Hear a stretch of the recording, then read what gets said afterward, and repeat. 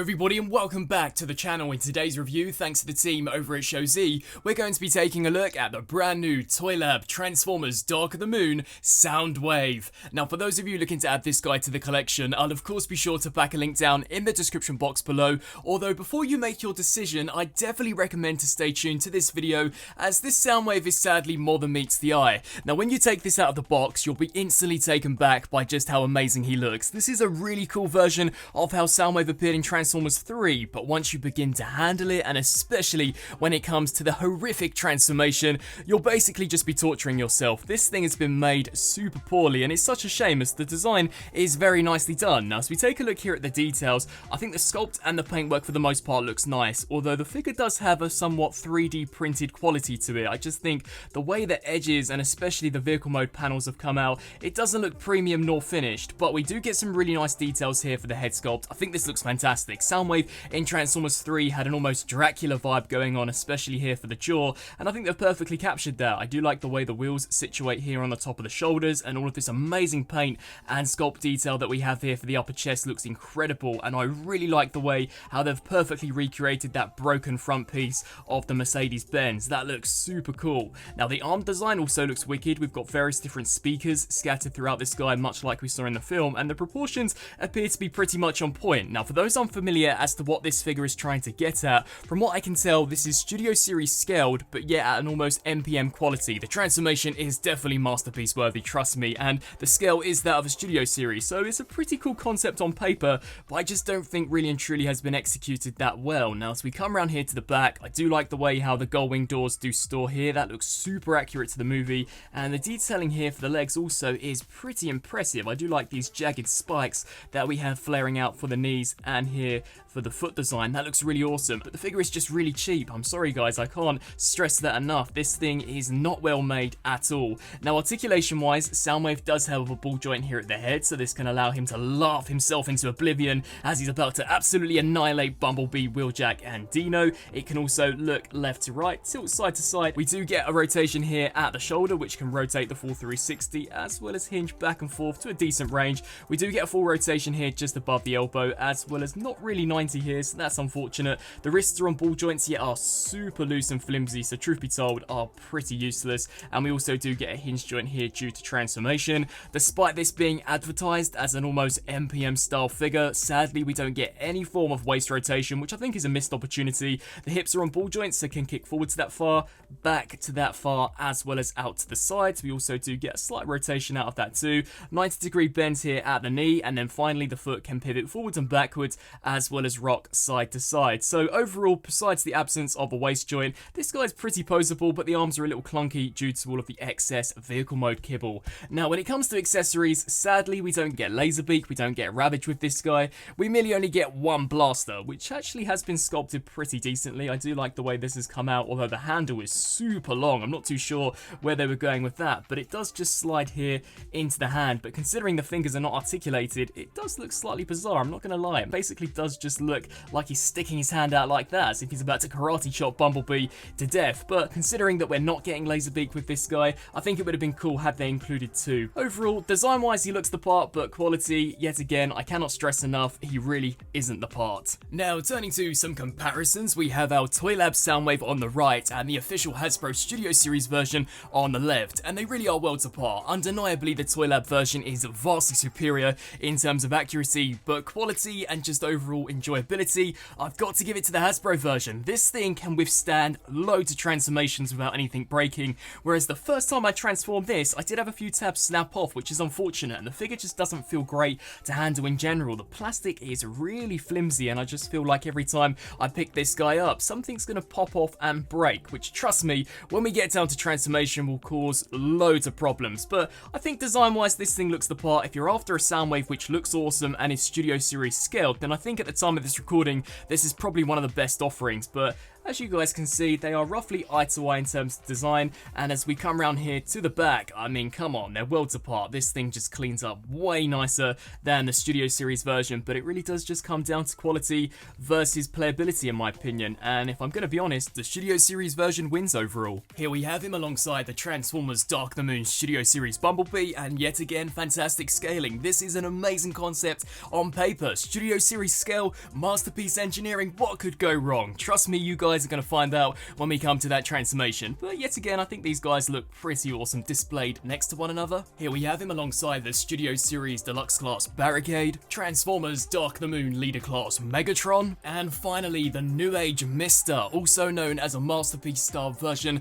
of Transformers Dark of the Moon Soundwave. And if that's what you're after, then this is the figure to pick up. This thing is amazing, great build quality, fantastic engineering, an awesome robot mode, and a just as awesome vehicle mode. This thing looks the part, and it is the part, whereas this, whilst looks fantastic, doesn't feel fantastic, guys. I cannot believe I keep saying it, but trust me, you're gonna see in a minute. This thing is a train wreck, but comparison wise, they're worlds apart. This thing is fantastic build quality wise, and just design. I mean, come on, check out the details. The New Age version looks superior, and I do believe there are a couple of KOs of this actual figure, so it may be the case that you can actually find this design in this scale cheaper than what this thing costs, which I think is around $50. Now, turning to the part that I know you guys have all been waiting for, but I've absolutely been dreading, it's the transformation. This thing is the definition of giving yourself torture. This thing is absolutely horrific to transform. It's just such a nightmare. So without further ado, we may as well get stuck straight into it. And trust me, you're going to see so many things pop off and fly off of this guy. So to kickstart things off, what you're going to want to do is take this shin guard here, and just extend this piece here forwards. What we can then do is take this section, hinge this down, and then this piece will fold in upon itself. Okay, then what we're going to do here is rotate this section like that, and then rotate this piece here all the way around and up until we're left with something which looks along the lines of this. Try and make sure that this rear window is straightened out. We can then take this grey section, fold this here in upon itself, and then when it comes to the foot, take this section, fold this here forwards, and then collapse this piece here in upon itself until it clicks into place. And then what we can do is bring this up, and basically all of this here should collapse in upon itself. For some reason it's fighting me, which trust me is quite daunting considering that it is super fiddly, but basically just snap all of this here into the rear of the vehicle. Rinse and repeat the exact same process. So far so good, I guess. Hinge this section out, hinge this section down, fold out this piece, take this section here and just collapse that down.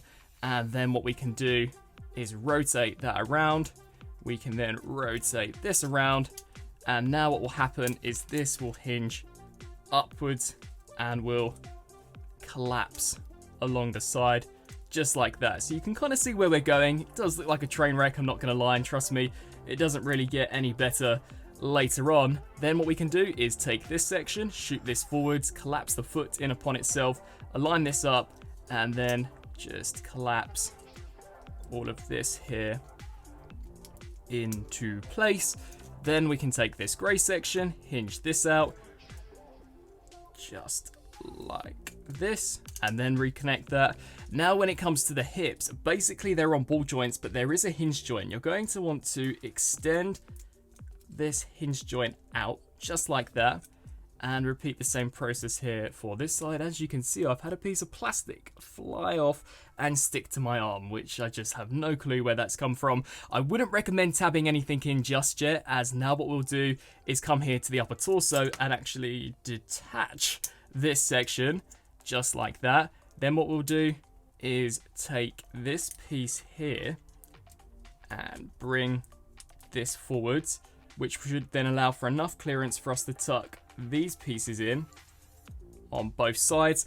And now comes the challenging part of just rotating the hips around without them popping off. So far that one actually went round pretty successfully. Can we do the same here for this side? And we can. So that's pretty awesome. That's the first time I've had these come around without flying off. I guess when you're on camera, things always like to play out exactly how you'd want them to. So Just make sure all of this here is snapped into place, and I guess so far, so good. Maybe that should scoot under there. There we go, that's looking a little better. Now we come up here to the upper torso. So for this section, what you'll want to do here is come around to the back, take this piece and extend this section down just like so. Take this piece, fold this in. These sections will actually extend and shift all the way up, and then we'll rotate here, and then this will snap into place just like that. We can then take this section, rotate this here all the way around, and then this tab will slide into a slot under here. So snap that there into place. We can then take the wrists and collapse those down, and that's basically one arm transformed. Rinse and repeat the exact same process here for this side. So hinge this section down, take this piece, hinge this up, take this section, fold that down, and then what we can do is rotate here at the bicep until yet again these will align up and hopefully should snap into place. And then when it comes to this section, rotate this section around and then just hook that on the underside, take the wrist and just snap that there into place. Surprisingly, this is actually going pretty straightforward, which truth be told has never happened before. Then we're going to want to lift this section out, which should free up this part of the vehicle mode. So just get in there and try your best to pry this out. I might actually have to get a tool to wedge that out. So take a screwdriver and just try and get that out. And as you guys can see, the door decided to hit self-destruct. Now what we can do is take these sections and angle these here down. Do the same here for this side.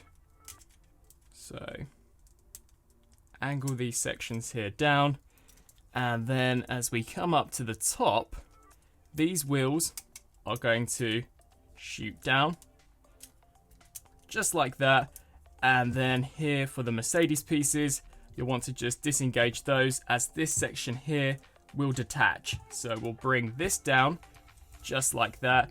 And if everything goes okay, what we should then be able to do is rotate this entire assembly all the way around. So definitely a very sophisticated transformation. Then you're going to want to take the neck, extend this section forwards, as this is basically going to stay in this configuration.